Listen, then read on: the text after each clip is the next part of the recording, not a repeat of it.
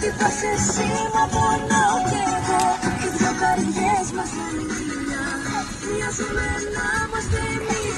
Ως κύριο στόχο έχει να Κοίτα τι γούρι μου έφερες. και στρατηγικές για τον τρόπο. Τώρα θα σε ταΐσω ρε μπαγάσα πάλι. Βοηθώντας με αυτόν τον τρόπο τους ανθρώπους να αυξήσουν την απόδοσή τους Είσαι τυχερός. και να βελτιώσουν την ποιότητα. Και μαζί στην τύχη σου είμαι κι εγώ.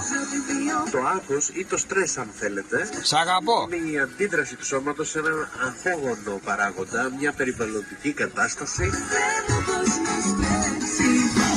σε καθημερινά γεγονότα, σε αλλαγές στη ζωή, σε κοινωνικούς παράγοντες και άλλα πολλά. Είναι η μέθοδος του οργανισμού να αντιδρά σε απειλές, προκλήσεις ή σωματικά και ψυχολογικά εμπόδια. Υπάρχουν δύο βασικοί τύποι άγχους, το θετικό και το ευεργετικό άγχος. Έλα. Κινητοποιεί και Έλα, παρατηρεί φάε, να. τους ανθρώπους. Αλλά και ο ψυχικός πόνος, μια κατάσταση που προκαλεί σημαντική σωματική και ψυχολογική. Περίμενε γιατί μου πες εδώ μέσα. Είναι και μεγάλο, έλα. Το μακροπρόθεσμα μπορεί Πάρ' να το. οδηγήσει σε σοβαρά προβλήματα υγείας. Καλή όρεξη.